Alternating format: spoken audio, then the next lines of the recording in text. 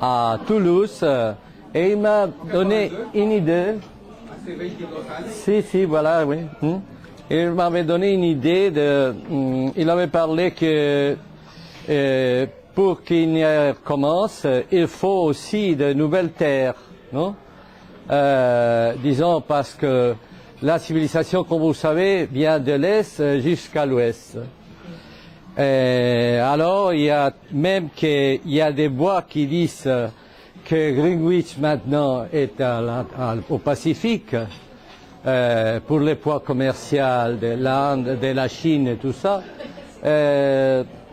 Il est fort à parier que la civilisation va en Amérique et surtout en Californie. Bon, ça pour une part, il s'agissait de trouver un continent, non, des terres nouvelles pour la nouvelle ère. Et toute terre neuve, tout continent, en ce cas, une ère nouvelle a besoin d'un prophète. Nous savons tous ce qui va se passer d'ici peu avec le catholicisme et les autres religions qui plus ou moins sont liées à elle. Pas tellement avec le christianisme, parce que, si mon point de vue, les religions se recyclent, elles continuent à vivre, même qu'elles ne soient pas dominantes, comme le cas aujourd'hui, par exemple, des manichéistes, mitraïstes, qui sont encore vivants. Donc, il fallait trouver si dans les religions qui sont surgies dans ces derniers siècles, il y avait quelqu'un qui savait proclamer un prophète. Et sur la tradition monothéiste surtout, que c'est plutôt la ligne qui apporte des prophètes. Donc, sur ces quêtes, j'en ai trouvé deux. Évidemment de la religion musulmane. Parce que, comme vous savez, l'heure est arrivée que toutes les religions attendent, celui qui viendra clore une étape, non? Le Mambantarak, qu'on dit ici, pour commencer un autre. Alors j'ai trouvé Ghulam Ahmad, qui est né au Pakistan, que je vous recommande la lecture parce que c'est un très très grand prophète de leur temps, avec des prophéties très réussies sur thème général. À un moment donné, il s'est proclamé le Mahdi que les musulmans attendaient, mais ensuite il a désisté. Mais il avait de fortes raisons pour se proclamer d'être le Mahdi. Tout un autre cas, c'est ce qui s'est passé à l'Iran, que c'était très appauvri par les Anglais qui exploitaient les gens avec l'opium. C'est là qu'il s'est développé une série de 4 personnages qui viendraient apporter le nouveau prophète. Il s'agit du bahaïsme et du bahaïsme. Dont Baha'u'llah, c'est-à-dire le créateur du bahaïsme, est peut-être le prophète le plus grand que la terre ait connu en prédiction. Disons, entre autres, qu'il a créé le nouveau ordre mondial. Et si ce terme, c'est un peu frivole, aujourd'hui, qu'on le dise partout, qu'on commence un régime, une nouvelle présidence aux États-Unis, par exemple, c'était lui qui avait fait cet ordre mondial avec 12 points. Hein? Évidemment, ces 12 points sont en correspondance avec les signes du zodiaque. Disons, par exemple, chez Baha'u'llah, la femme a une énorme prominence. Et le point 7, par exemple, qui correspondrait à la balance, c'est l'égalité d'opportunités pour l'homme et la femme, non? Hein? Entre autres. C'est-à-dire que je crois que le prophète de ce nouvel ère, et justement, tous ces mouvements avec les babes, que ça veut dire la porte, c'est un prophète antérieur, et le fils, et ensuite ce qui s'est passé avec vous savez, le prophète toujours laisse des héritiers, 4 personnes pendant 144 ans, c'est-à-dire 72 plus 72, jusqu'à la mort et au milieu la mort de Baha'u'llah qui a eu lieu justement avec le soleil entre la conjonction de Pluton, disons, Pluton et Neptune à Gémeaux. Vous pouvez lire, évidemment, vous pouvez lire partout des écrits Baha'i. C'est la seconde religion mondiale en extension. Elle est partout, elle est internationaliste. Et vous verrez là, réellement, si bien, tout il faut le dire, ces religions-là est fermée et vachement, disons, monothéiste. Elle est complètement administrative. Vous verrez là ce qui peut se développer dans les berceaux. C'est-à-dire, ma proposition, c'est que Iner toujours commence avec une terre qui est nouvelle et un prophète qui doit signaler le chemin. Et ces événements derniers des États-Unis prouvent que ça considérer Baha'u'llah le prophète de la nouvelle ère, c'est valable parce que il a donné expressément à l'Amérique disons, le papier de gendarme du monde, dans le bon sens, évidemment, pas dans les invasions. Hein? C'est-à-dire, il y a à travers de leur fils qu'il a parcouru l'Amérique, il a donné ce message en Amérique que c'est eux qui devraient propager, vous savez, l'Est et l'Ouest sont la même chose, hein?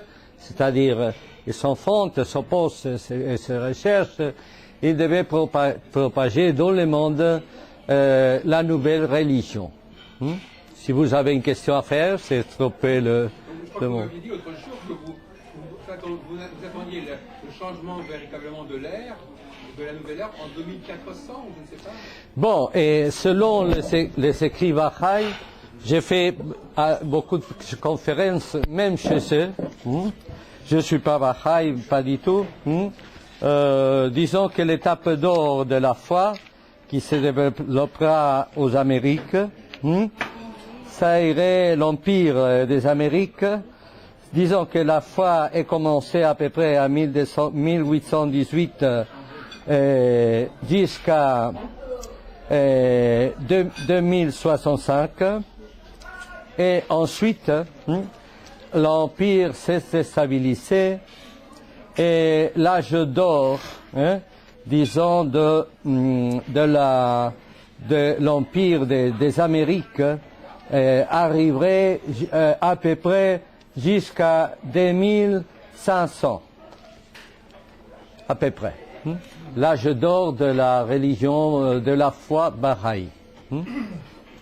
Si vous voulez, disons entre autres que cette religion, c'est la première à pouvoir être étudiée minutieusement par l'astrologie, parce que et tout en étant une religion administrative, tous les réunions qu'on appelle les consultations doivent être écrites et consignées et puis gardées.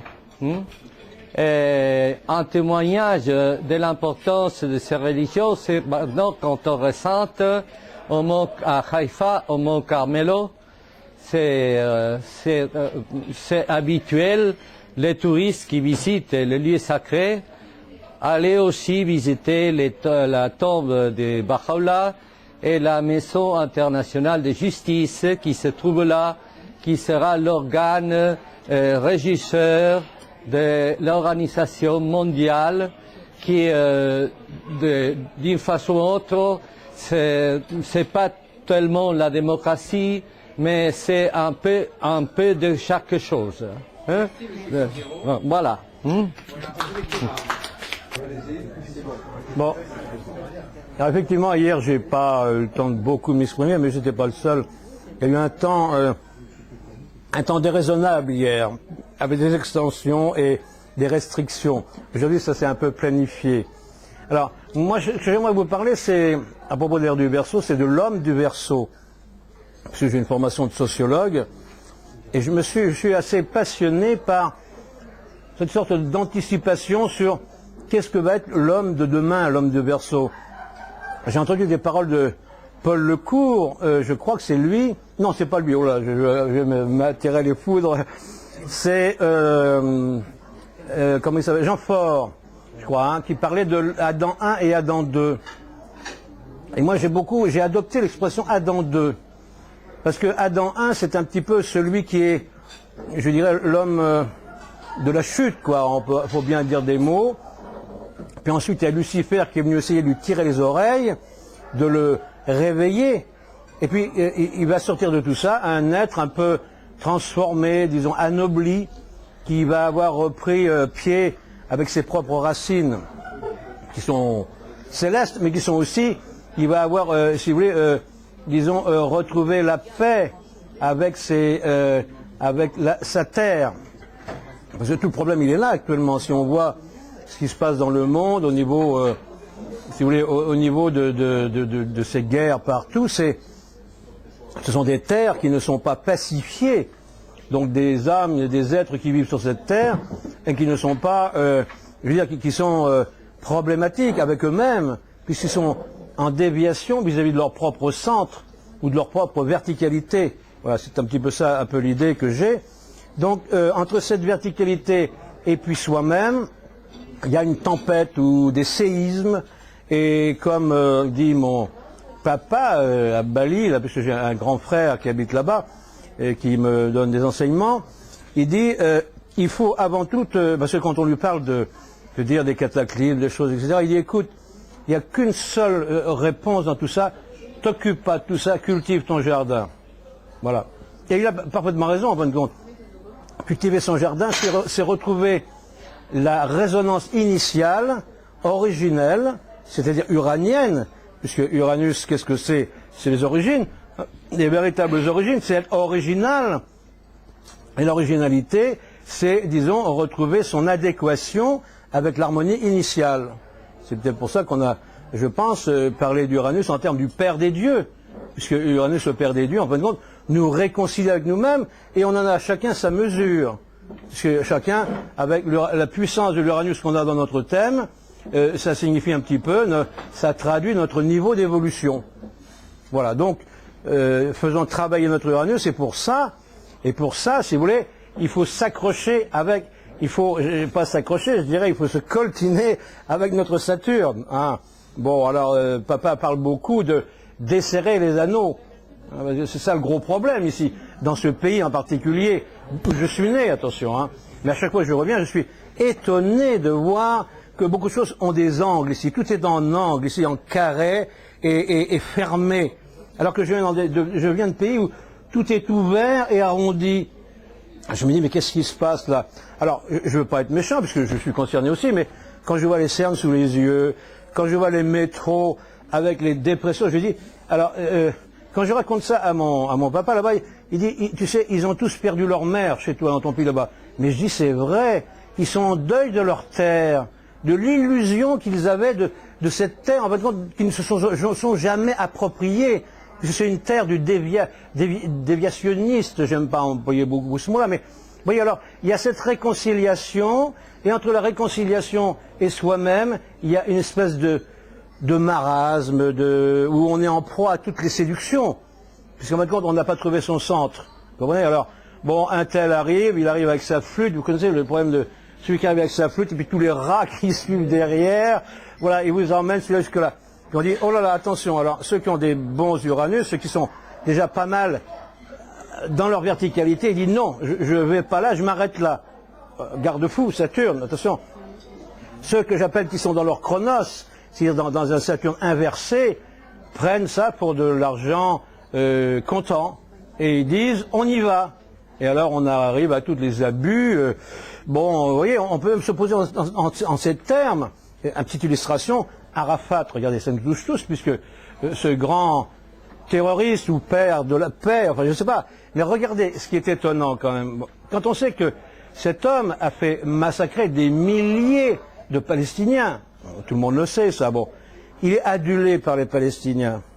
Alors regardez le niveau de séduction, mais quel est le rôle du séducteur? Ça c'est intéressant, parce qu'en deuxième analyse, cet homme est en fin de compte effectivement leur bienfaiteur, mais à la manière forte, c'est-à-dire de la mutation et de la transformation de soi-même. Vous voyez, mais eux, ils prennent ça au premier degré, ils disent, voilà. Alors, vous voyez, c'est un petit peu ce qui va se passer, donc tel que je reçois des enseignements, tel que je le ressens, entre actuellement, donc pour eux, pour moi, à la différence de notre ami ici, c'est 2002 le début de l'ère du Verseau. Donc nous sommes rentrés dans l'ère du Verseau, mais non seulement dans l'ère du Verseau, nous sommes rentrés donc dans le premier âge du premier Manvantara, c'est-à-dire du premier cycle des dieux. Oui. Alors j'en avais un petit peu, effectivement, Jacques a mis l'accent sur ma frustration d'hier, parce que j'avais un peu eu envie de parler de ça, parce que je pense qu'il y a une grande vérité là-dedans. On a vécu, si vous voulez, sept cycles, enfin nous, oui, certainement, bien avant.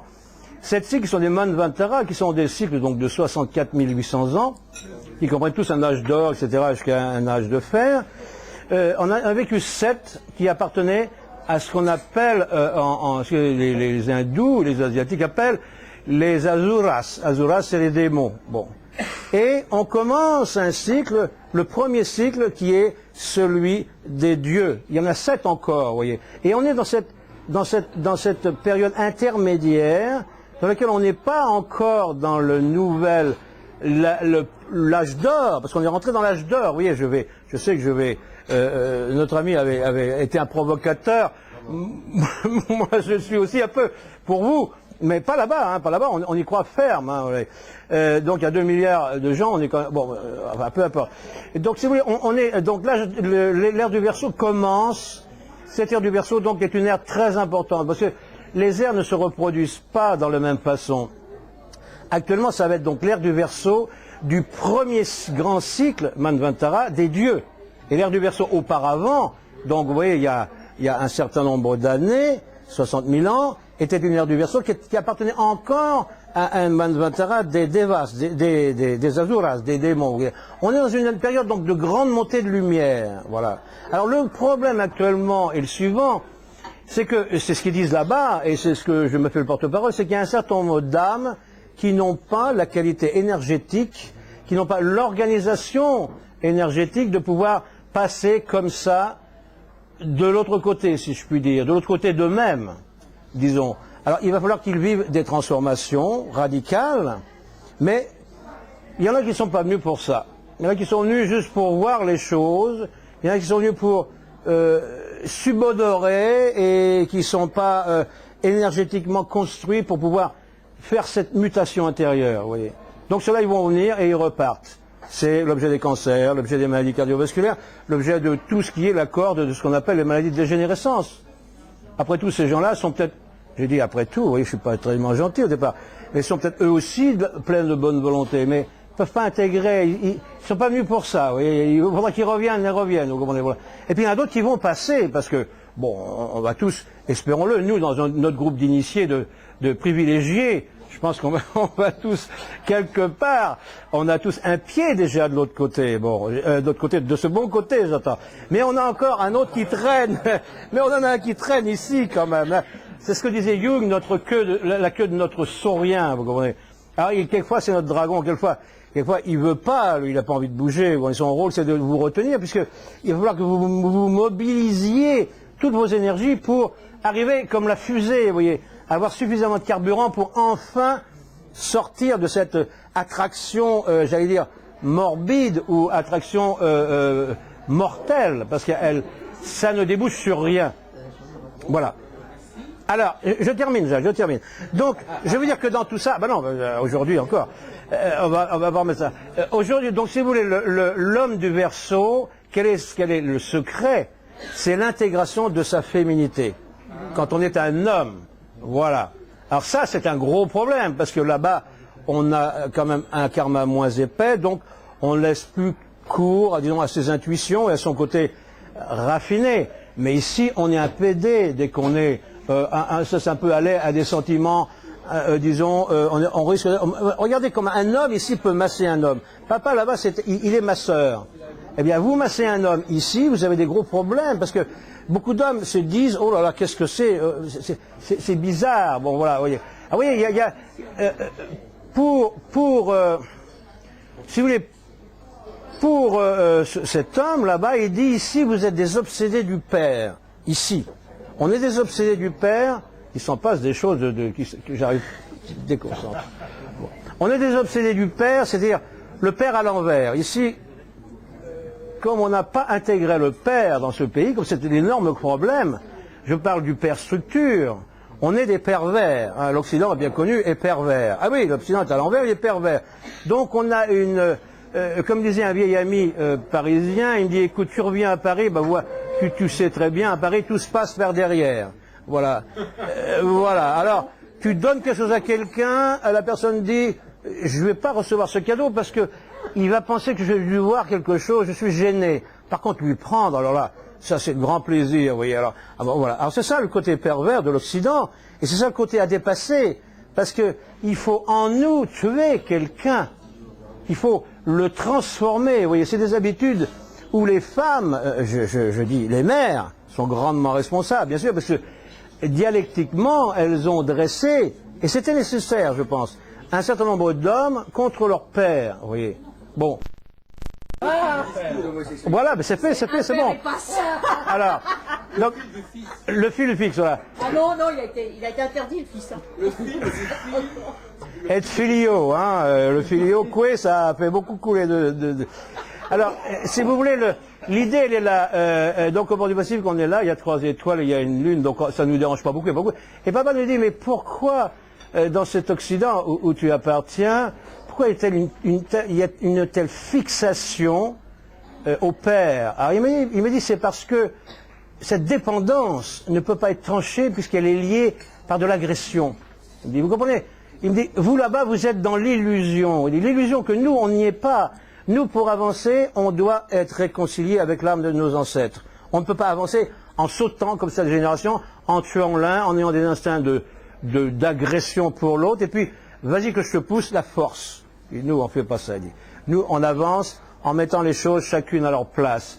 On construit les choses en mettant le temple pierre après pierre. Parce qu'on sait très bien, sinon, qu'on arrive en bout de course, et en bout de course, on a laissé, je ne sais pas quoi, qui va vous sauter à la figure. Et dites-vous, non, le père est une obsession parce qu'il n'est pas résolu. Voilà, il n'est pas résolu parce que vous êtes des subversifs au fond de vous-même.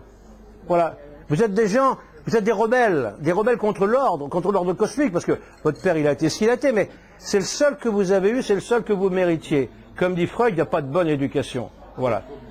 Comment? Il y a eu trop de guerre et de mort en Europe. Alors, le problème est justement là, c'est que la terre, elle crie sa justice. Voilà. Mais c'est à nous de la réparer. Alors, chacun sa mesure, je veux dire. Hein. Mais je veux dire que cette obsession du père est une chose très intéressante, parce que là-bas, on ne parle pas autant de ça. C'est fluide, vous voyez. Regardez les problèmes de l'âge ici. Moi, je suis sidéré de voir, par exemple, Drucker l'autre jour. Il est passé sur France Inter. l'animateur de France Inter, qui a peut-être, je sais pas, 35-40 ans, ah, voilà notre papy préféré. Oh, papy préféré. Enfin, Michel Drucker, il a peut-être 60 ans. C'est le papy préféré, oui, papy, babouche, machin. C'est dramatique, regardez. Une revue, par exemple, l'âge, oui, regardez, la séparation par l'âge. Les médias, ils sont responsables, mais peut-être que les médias nous renvoient quelque chose. Une revue jeune et jolie, peut-être vous pourriez vous offrir de temps en temps un vieux de 30 ans, à des vies qui ont 18-20 ans. Vous vous rendez compte de qu'est-ce que ça veut dire? Ça nous renvoie au-delà de Balzac. Vous voyez? Alors, il y a une espèce actuellement, si vous voulez, de surenchère au niveau de Chronos, et non pas de Saturne. Par contre, des gens qui sont dans leur Uranus, comme des artistes, je parle beaucoup, eux ne sont pas taxés par Saturne. Hein. Vous remarquez que des gens comme à l'époque où il était Yves Montand et bien d'autres, je pense, on n'aurait pas eu l'idée de lui demander son âge. Vous voyez, c'est un artiste, c'est un chanteur, etc. Vous voyez, c'est lui, voilà, il existe. Voilà, ben voilà. Alors ça, c'est intéressant ce qu'il dit, parce que quand on est dans son Chronos, donc un Saturne inversé, donc on s'est pas réconcilié avec le Père, ou on n'est pas dans son Uranus, on est écrasé par Saturne. Voilà, l'idée là.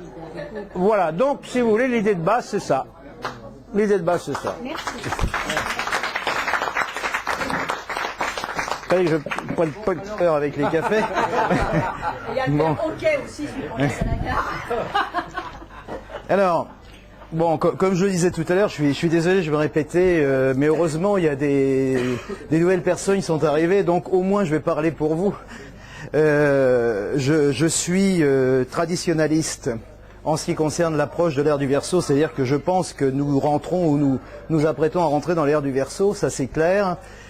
Mais ce qui m'intéresse, c'est deux choses. D'une part, c'est un petit travail que j'ai effectué par rapport à ces ères, et d'autre part, c'est ce qu'a fait Jean Carrigan avant nous, qui était un autodidacte de génie qui a travaillé sur les traces d'autres personnes, d'ailleurs, il s'en cachait pas, mais qui a mis en parallèle les ères et qui a montré qu'il y avait une répétition événementielle d'un certain nombre de choses, et qui a montré notamment que Napoléon correspondait à l'ère du Bélier à Alexandre, que les guerres puniques du Bélier correspondaient aux guerres mondiales, que les Vikings correspondaient à des peuples venus de la mer en Grèce antique, et ainsi de suite. Alors donc, comme vous le savez, parce que je l'ai dit tout à l'heure, je suis un passionné du catharisme, et j'ai écrit deux livres qui sont deux romans historiques sur les cathars. J'ai pris la suite de Jean Carrigan et j'ai essayé de voir si mes chers cathars se retrouvaient en correspondance avec quelque chose d'équivalent au niveau de la Grèce antique et au niveau de l'ère du Bélier. Et effectivement, à la période correspondance, à une cinquantaine d'années près, on trouve dans l'ère du Bélier les ancêtres des cathars, et d'ailleurs ces ancêtres-là ont marqué la philosophie qui va arriver au catharisme, puisqu'ils sont dualistes, et ce dualisme va se retrouver chez les grands philosophes jusque Manès, et bien sûr jusque chez les cathars, qui soit dit entre nous, au passage, sont les Tibétains du Moyen-Âge, hein, les cathars, c'est rien de moins. C'est les Tibétains du Moyen-Âge. Bon, on les a eus, nous aussi. Et donc, cette civilisation en Grèce antique, c'était les Orphéens.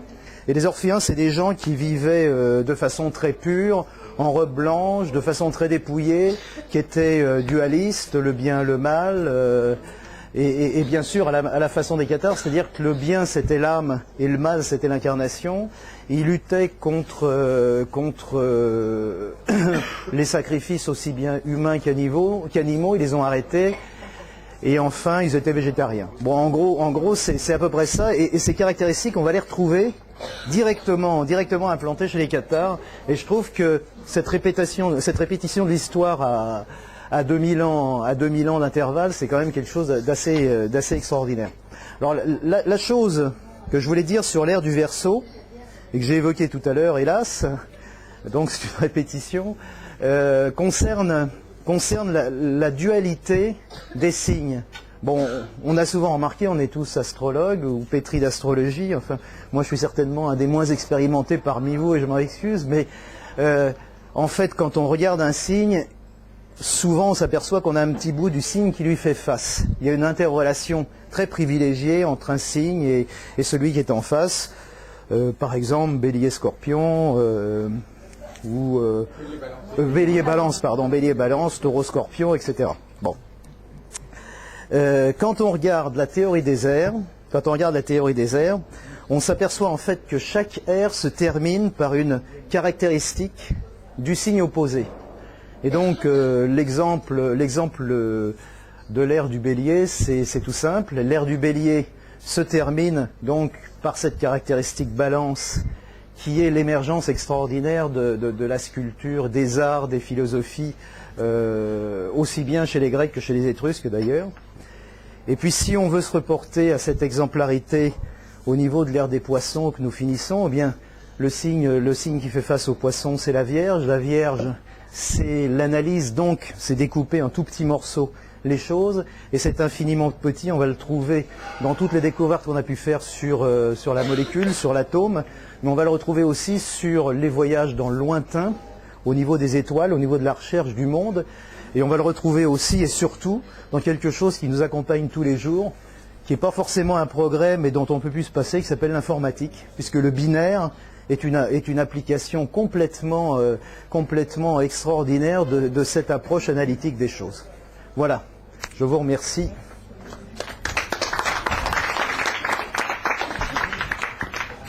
Vous avez des questions? Vous voulez poser une question? Surtout sur l'homme du Verseau,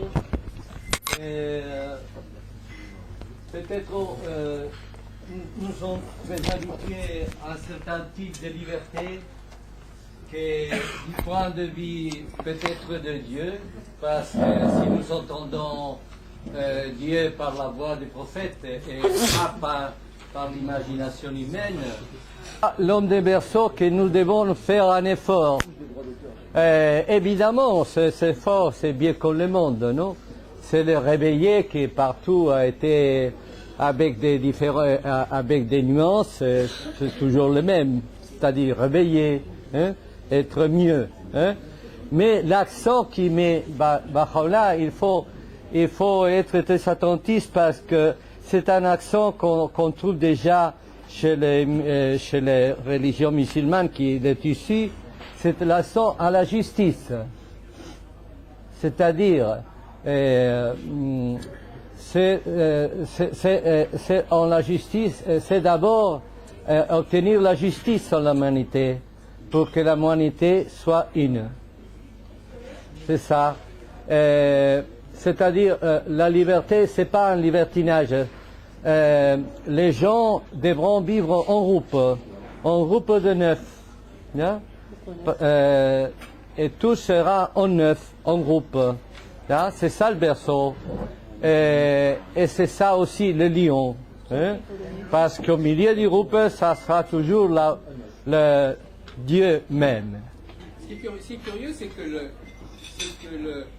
pas, l'autre jour j'en parlais, au fond, la théorie des airs précessionnels a constitué une sorte de consensus dans le milieu astrologique.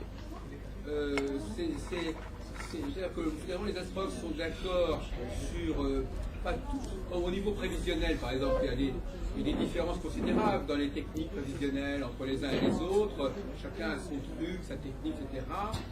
Mais, et puis au niveau, alors je parle de technique, c'est encore autre chose, mais alors même l'interprétation, c'est encore autre chose. Par contre, sur l'art du Verseau, il semble qu'il y ait une sorte de consensus, que ce soit une sorte de machin sur lequel tout le monde à peu près est d'accord, enfin, grosso modo, ça joue un rôle.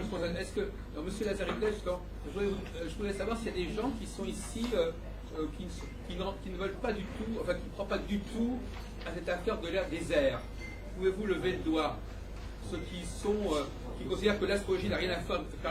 Est-ce qu'il y en a ici qui pensent que l'astrologie n'a rien à faire avec cette histoire des airs précessionnels?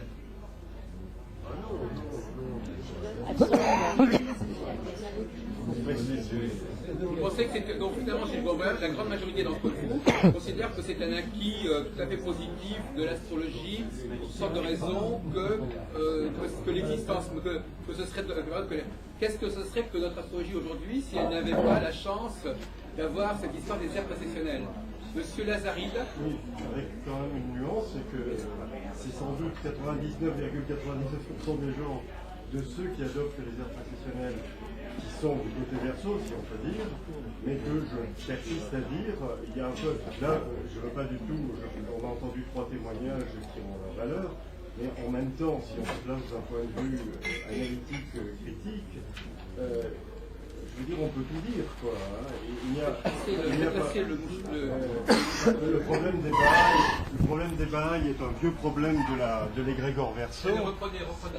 D'Aine Rudyard, qui date de 1844, le début de l'ère du Verseau, justement, parce qu'il voit un symbole, Pichon le rappelle aussi, de cette espèce d'œcuménisme, mais justement, ce que j'appelle, c'est pas qu'on croit que mon chronologie est la bonne, hein, il faut chercher, mais c'est que on puisse dire, on peut penser exactement l'inverse de ce symptôme. C'est mon cas. J'ai étudié la philosophie bahaï et justement son rapport à l'américanisme, le pognon vraiment qui en fait une des sectes les plus fortunées du monde. Son lien avec les instances internationales comme Alice Bailey, qui prêche aussi le Verseau, qui a ses bureaux à New York, à Genève. On est en pleine magouille politique à grande échelle. Je le dis un peu brutalement, mais du coup, des symptômes qui peuvent paraître, oui, c'est un symptôme d'ouverture et tout ça, et qui, à mon sens, est une philosophie sentimentaliste, ne résistent pas à l'étude des groupes qui portent ce genre de choses. Du coup, le prophète enfin, il y en a d'autres qui ont d'autres prophètes ouvrant soi-disant l'ère du Verseau. Pour moi, c'est constitutionnellement justement des faux prophètes qui sont liés à une fausse impulsion zodiacale en même temps, quoi. Donc, on peut complètement inverser la chose, quoi. De toute façon, il est évident que l'existence de ce type de prophétisme peut générer des vocations. Bon, en plus, on peut se demander si par exemple dans le cas de Jésus, oui. il n'a pas instrumentalisé une prophétie, oui. Et disant voilà, exactement. Annoncé quelque chose, moi je suis celui qui a été annoncé. Enfin, c'est un peu plus compliqué, mais chez les Bahaïs, à ma connaissance, j'ai cherché, il n'y a aucune allusion à l'ère du Verseau dans les textes de base. C'est une reprise secondaire et antidatée qui fait dire. Voilà, mais quand on étudie même les méandres de l'histoire Bahaï, enfin pour moi, c'est vraiment un phénomène qui n'a rien d'une synthèse œcuménique au bon sens du terme, si un jour il en faut une. Hein. En plus, je suis pas œcuménique du tout dans l'âme, donc ça me pose pas de problème. Hein.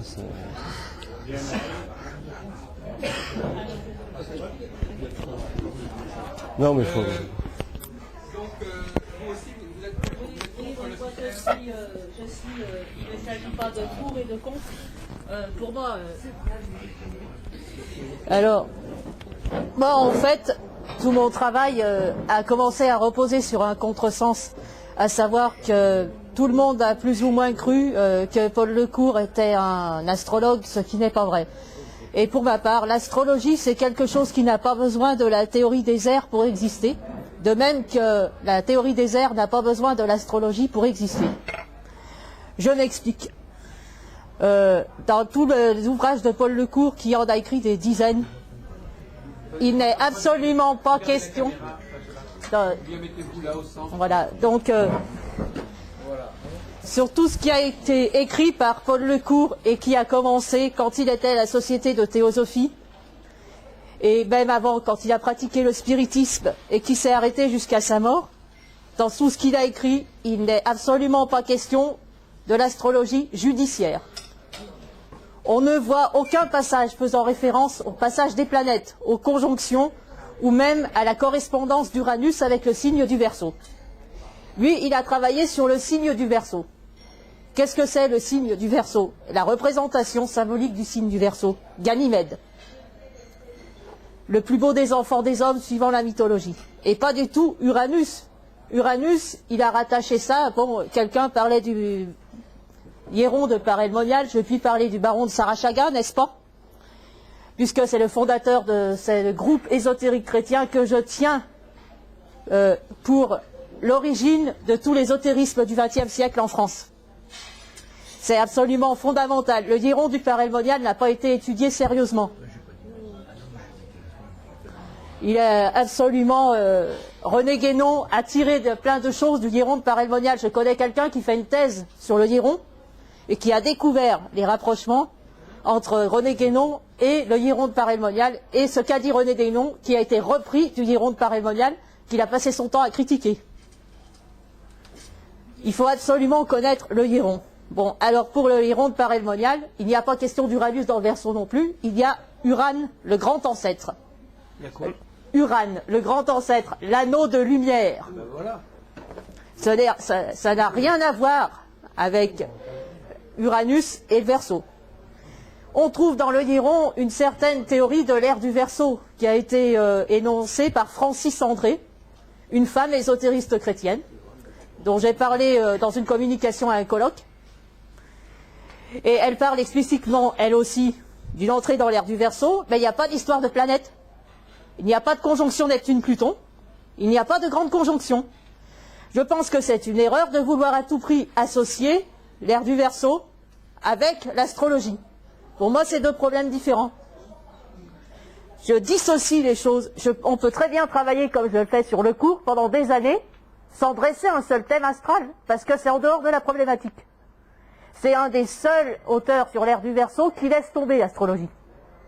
On peut très bien faire de l'astrologie pendant des dizaines d'années sans travailler sur l'ère du Verseau, comme l'a fait André Barbeau par exemple, qui plus tard s'est converti à l'ère du Verseau, je ne sais pas sous quelle influence, mais dans les livres qu'il écrit dans les années 70, il dit « Je ne crois pas à la théorie de l'ère du Verseau, à la béatitude éternelle, etc. etc. » Il se moque ouvertement de ceux qui croient à l'ère du Verseau.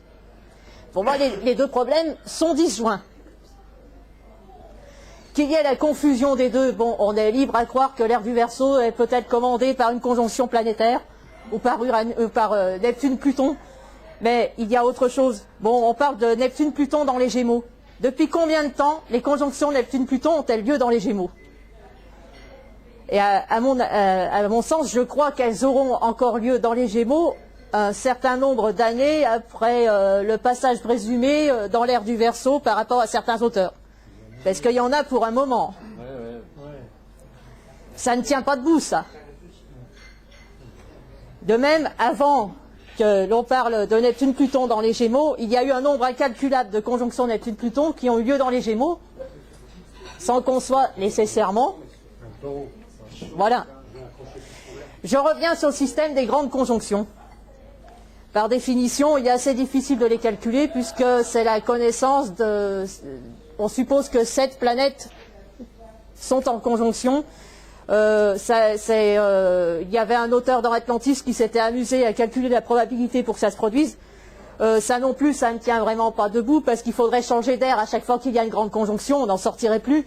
En 1186, par exemple, il y a une grande conjonction dans la Balance, on voit Gengis Khan, est-ce que c'est l'ère de la Balance? En 1962, il y a eu la conjonction dans le Verseau que tout le monde connaît, associée à une éclipse de soleil. Ah, évidemment, branle-bas de combat. Malheureusement, pour les astrologues sidéralistes, c'était dans le Capricorne. Bon, maintenant, en l'an 2000, nous avons eu une grande conjonction dans le signe du Taureau dans la nuit du 3 au 4 mai 2000. Qu'est-ce qui s'est passé? Sommes-nous dans l'ère du Taureau pour autant? Est-ce que votre vie a changé depuis que la conjonction a eu lieu dans le Taureau? Vous n'avez rien vu. Par contre, si vous prenez une lunette et que vous braquez l'objectif, je veux dire, on ne peut pas vers le soleil parce qu'on voit rien. Si un peu avant que le soleil se lève, si on regarde, et qu'on regarde les étoiles qui se lèvent derrière le soleil, il est indéniable que tôt ou tard, le soleil se lèvera devant des étoiles de la constellation du Verseau.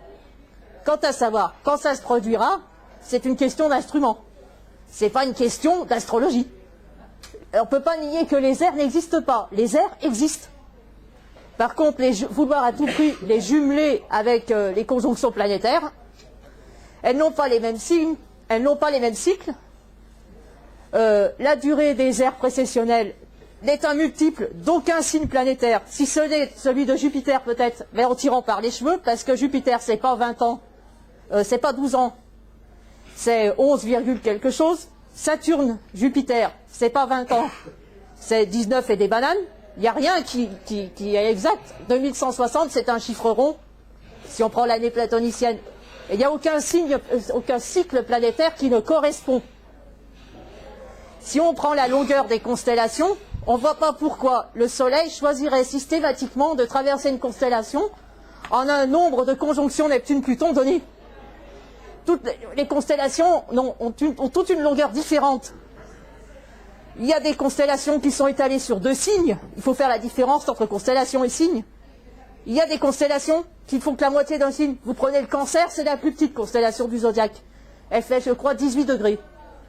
Et d'un autre côté, vous prenez le Taureau, qui est énorme. Vous prenez le Lion. Vous prenez les Gémeaux, c'est pas mal non plus. Il n'y a aucune constellation que le Soleil traverse en un temps qui soit le multiple exact d'un cycle planétaire, parce que ça n'a rien à voir. Non, vous avez raison. C'est pourquoi je ne peux pas jumeler les deux. J'aimerais poser une question sur Uran, le grand ancêtre. Qu'est-ce que c'est que ça? Ça, c'est une invention du Hieron de Parelmonial, du baron de Sarachaga, qui s'est amusé à chercher la langue primitive. Voilà. La langue primitive de... C'est-à-dire, il a remarqué que le mot « our » dans beaucoup de langues voulait dire primitif. En allemand, par exemple. Origine, voilà, ce qui est avant le mot qui veut dire... Conclure aussi par une petite réponse qui va sur le sujet soulevé par Jacques Albon, la question qui est pour que l'astrologie soit intégrée dans les aires, donc les cyclologues, ou l'inverse. Et après, donc, je veux dire que Jean-Charles Pichon, justement, peut, se situer d'un côté ou de l'autre de de ces deux penchants. Personnellement, je suis un peu d'accord avec mademoiselle Latour. Normalement, les cyclologues, ceux qui s'intéressent aux aires précessionnelles ou autres, ne font pas d'astrologie, même s'ils sont en même temps connaisseurs en astrologie. Et j'estime le plus grand d'entre eux au départ, j'estime que c'est Jean-Charles Pichon, et c'est pour ça que nous faisons un hommage à cet homme extraordinaire. Je vous lirai juste un chapitre d'1 minute sur lui en tant qu'hommage. Bon. Il a traité la cyclologie sans s'occuper d'astrologie, c'est-à-dire de planètes. Bon. Et c'est suivant, M. Kerrigan, peut-être, j'avoue qu'il a pris sa suite, il y en a d'autres, vous-même, moi-même, j'ai fait de la cyclologie partant de Jean-Charles Pichon pour définir des parallèles à 2160 ans de distance entre nations. Et si on fait aussi des parallèles entre grands hommes comme Napoléon et Alexandre le Grand, c'est tout simplement parce qu'à un moment donné, ils ont été amenés à incarner le destin de nations. Donc nous voyons poindre le distinguo. Là où est la rupture, peut-être, à mon idée, il n'y en a pas vraiment. C'est entre astrologie et cyclologie. C'est tout simplement qu'on ne traite pas au même niveau. Et si vous prenez par exemple l'ésotérisme d'un Gurdjieff qui dit que l'homme, le maximum d'évolution de l'homme se situe au niveau du soleil, c'est-à-dire que l'homme est quelqu'un de solaire, son évolution atteindra son maximum quand il aura atteint le soleil, il y en a qui n'en sont qu'à l'état de la Terre, d'autres même en dessous, et que si l'on veut passer au-delà du système solaire, nous ne traitons plus du destin de l'homme, mais nous traitons du destin de l'humanité. Et en fait, c'est le bon sens qui nous mène à cela. Les cycles de l'astrologie que nous traitons avec les planètes, les 7 planètes traditionnelles ou d'autres, ne dépassent rarement la durée de vie d'un homme. Et par contre, si maintenant nous nous intéressons à des planètes avec des cycles qui dépassent la vie de l'homme, eh bien c'est parce que justement nous nous intéressons inconsciemment ou consciemment au destin de l'humanité. Et je crois que le distinguo, c'est cela. Et à ce moment-là, les ères précessionnelles peuvent arriver à jouer un rôle, puisque l'humanité semble se renouveler cycliquement et analogiquement, comme dans une spirale, suivant une périodicité qui semble être celle de l'ère précessionnelle. Donc, j'ai dit hier, je parlais d'ondes porteuses. je pourrais faire une analogie physique avec une sorte d'onde porteuse qui est cette cyclologie à 2160 ans de distance. Il y en a d'autres plus grandes d'ailleurs, qui s'intègrent elles-mêmes dans une autre plus grande onde porteuse. Monsieur a parlé des kalpas plusieurs fois. Bon. Et à l'intérieur de cette onde porteuse, eh bien, il y a les cycles, les mini-cycles, disons les fréquences beaucoup plus parlantes, beaucoup plus vivantes, qui sont détectables. Quand vous écoutez une radio, vous écoutez ce qu'il y a à l'intérieur de l'onde porteuse. L'onde porteuse ne donne pas de signal audible. C'est l'onde portée dans une radio. C'est l'onde portée à l'intérieur de la porteuse que vous entendez. La porteuse étant là pour la transporter. Eh bien, c'est un peu cela. Les aires précessionnelles sont l'onde porteuse et nous, à l'intérieur, nous avons des mini-cycles qui correspondent à ce que nous étudions avec les planètes en astrologie. Alors, pour vous dire que Jean-Charles Pichon n'a pas fait d'astrologie, ouais, ça devait être dit un peu plus tôt. Alors, je vais broder. Je disais que Jacques Heilbronn, mu par un de ces éclairs intellectuels qui lui sont propres, m'avait demandé de rendre un hommage à Jean-Charles Pichon lors de la commission Tradition. Bon, c'est déjà passé, c'est maintenant. Alors, je dirais, peut-on faire en quelques minutes l'apologie d'un homme gigantesque, inconnu des médias, non reconnu par un establishment intellectuel que pourtant il dépasse de la tête et des épaules. Jean-Charles Pichon, poète, romancier, scénariste, ésotéricien, philosophe, et je vais vous donner des chiffres, édité par plus d'une trentaine d'éditeurs, auteur de 18 romans et récits, 47 nouvelles, poèmes et autres articles, 3 autobiographies, 34 essais, et quand je dis essais, ce sont des bouquins épais comme cela, 34 essais sur des sujets aussi divers que Néron, la Kabbale, les cycles du cosmos, Nostradamus, etc. 5 scénarios et dialogues de films de Georges Franju, Gérard Houry, Jean-Pierre Mocky, etc. 12 pièces de théâtre et une vingtaine d'inédits que son fils va essayer de faire publier. Impossible de résumer l'œuvre de cet homme à la culture phénoménale et à la hauteur de réflexion digne de la plus grande sagesse. J'en suis donc réduit à vous dire, comme son fils m'a dit, de consulter le site www.jeancharlespichon.com qui a été réalisé par ses amis. Alors, bon, moi, j'ai accepté de rendre hommage à Jean-Charles Pichon, je vais un peu parler de moi, tout simplement parce que dans les années 59 à 73, quand il a été dans sa grande période créative sur ses essais, il a été pour moi, comme pour d'autres maintenant, un mythe vivant, lui qui se passionna pour les grands mythes du passé et a su en maîtriser la logique d'apparition et de mort dans l'histoire de l'humanité. C'est ce dont on parlait avec notre ère du Verseau, parce qu'il a été plus loin que l'ère du Verseau. Pour moi, cet hommage est d'abord l'ère du Verseau et des Poissons, mais il a reconstitué toute une logique arithmétique de la vie des mythes dans le grand jour platonicien. C'est-à-dire qu'un mythe naît une fois, il a son royaume, il meurt, il renaît. En fait, c'est une cycloïde tassée. J'essaie de trouver s'il y avait un coefficient exponentiel là-dedans. Enfin bon. Et il se termine généralement par un 4e ou 5e mu qui est très précise. Exemple, d'après Pichon, qui a fait la relation, il estime que la dernière mue solaire s'est réalisée avec le nazisme. Et ce qui est intéressant, c'est que le nazisme, qui est une période très brève dans l'histoire, donc si on applique la logique arithmétique de Pichon, mythe du lion, dernière mue, on remonte après les cancers, les gémeaux, les taureaux, les béliers, et on arrive à poissons et verseaux, c'est comme ça que de toute façon, Jean-Charles Pichon tombe sur une ère du Verseau traditionnelle, il faudra qu'on y réfléchisse, hein, n'est-ce pas, hein? Alors pourquoi faudra réapprofondir? Je crois que la planche, comme on dit, de M. Lazaridès, la perche tendue par M. Lazaridès peut nous faire réfléchir dans ce domaine et reprendre toutes nos études. Voilà pourquoi je tiens à le remercier aussi, personnellement.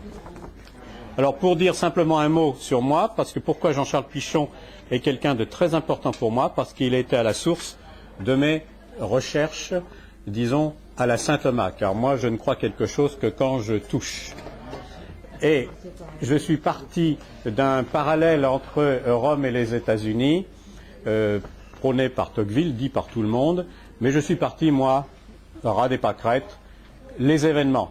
Je me suis dit, s'il y a des mythes civilisateurs, une civilisation, c'est un ensemble de pays, de nations, et ces nations se caractérisent par quoi dans l'histoire? Avec des faits très concrets, uniquement des guerres, etc., des événements. Et j'ai pris tous les événements de Rome et des États-Unis, et je les ai traités en aveugle, pour ne pas être guidé par quelques pré-idées, ou une idée préconçue, et je suis arrivé à des résultats phénoménaux, où j'arrive à faire correspondre les tribus indiennes des États-Unis au peuple du Latium. Bon. Et disons que le principe, c'est celui de Jean-Charles Pichon, poussé à l'extrême. Par contre, je suis allé plus loin, puisque j'ai quantifié les événements, et que ces événements, j'arrive à définir des notions d'événements complexes à décomposer en événements simples.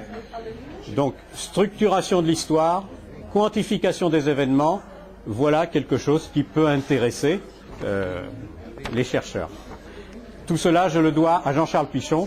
Voilà pourquoi je rends hommage à Jean-Charles Pichon et que je remercie Jacques Heilbronn de m'avoir donné l'occasion de rendre cet hommage.